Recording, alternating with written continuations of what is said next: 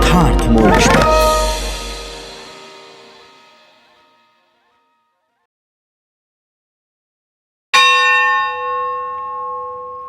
षष्ठो अध्याय।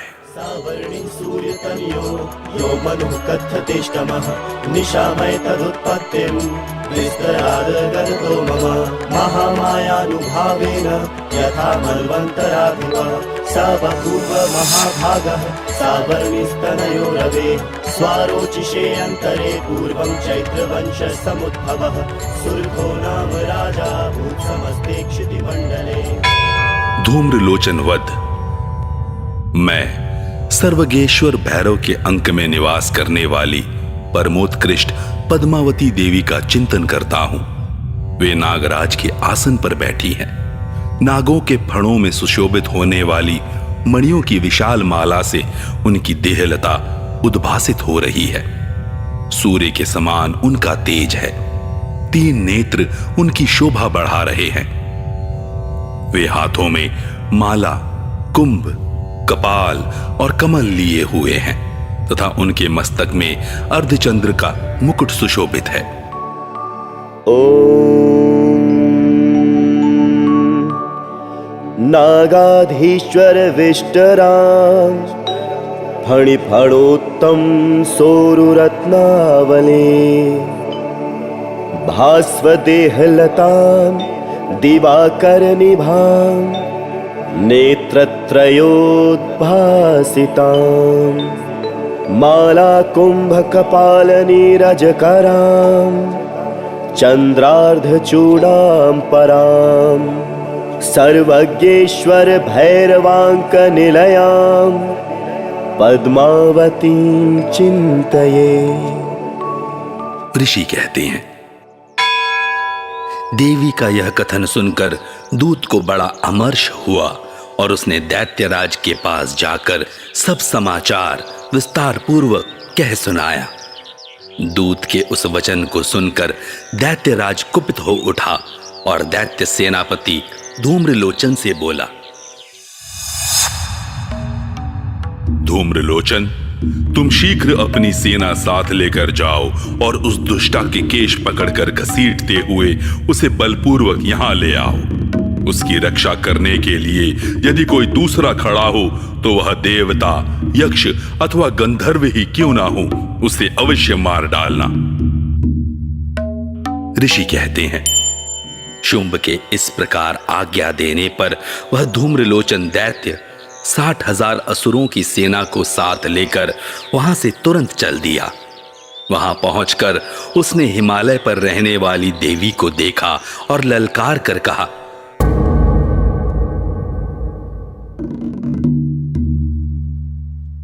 अरे तू शुंभ निशुंभ के पास चल। यदि इस समय प्रसन्नता पूर्वक मेरे स्वामी के समीप नहीं चलेगी तो मैं बलपूर्वक झोंटा पकड़कर घसीटते हुए तुझे ले चलूंगा। देवी बोली, तुम्हें दैत्यों के राजा ने भेजा है। तुम स्वयं भी बलवान हो और तुम्हारे साथ विशाल सेना भी है। ऐसी दशा में यदि मुझे बलपूर्वक ले चलोगे तो मैं तुम्हारा क्या कर सकती हूँ? ऋषि कहते हैं, देवी के यों कहने पर असुर धूम्रलोचन उनकी ओर दौड़ा। तब अंबिका ने शब्द के उच्चारण मात्र से उसे भस्म कर दिया।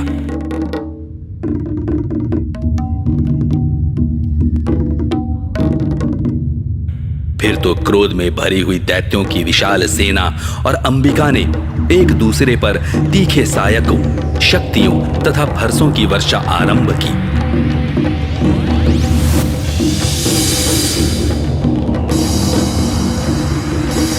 इतने में ही देवी का वाहन सिंह क्रोध में भरकर भयंकर गर्जना करके गर्दन के बालों को हिलाता हुआ असुरों की सेना में कूद पड़ा। उसने कुछ दैत्यों को पंजों की मार से, कितनों को अपने जबड़ों से और कितने ही महादैत्यों को पटक कर ओठ की दाढ़ों से घायल करके मार डाला। उस सिंह ने अपने नखों से कितनों के पेट फाड़ डाले और थप्पड़ मारकर कितनों के सिर धड़ से अलग कर दिए। कितनों की भुजाएं और मस्तक काट डाले तथा अपनी गर्दन के बाल हिलाते हुए उसने दूसरे दैत्यों के पेट फाड़कर उनका रक्त चूस लिया। अत्यंत क्रोध में भरे हुए देवी के वाहन उस महाबली सिंह ने क्षण भर में ही असुरों की सारी सेना का संहार कर डाला। शुंभ ने जब सुना कि देवी ने धूम्रलोचन असुर को मार डाला तथा उसके सिंह ने सारी सेना का सफाया कर डाला, तब उस दैत्यराज को बड़ा क्रोध हुआ। उसका ओंठ कांपने लगा। उसने चंड और मुंड नामक 2 महादैत्यों को आज्ञा दी,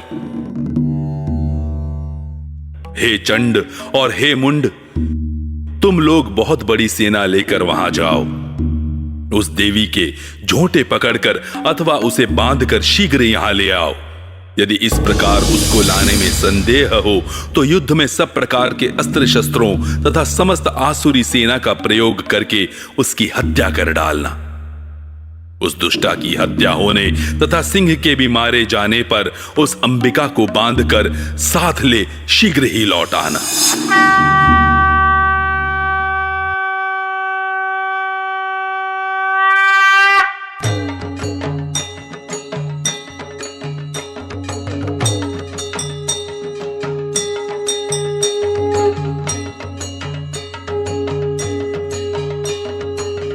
इस प्रकार श्री मार्कंडेय पुराण में सावर्णिक मनवंतर की कथा के अंतर्गत देवी महात्म्य में धूम्रलोचन वध नामक 6वां अध्याय पूरा हुआ।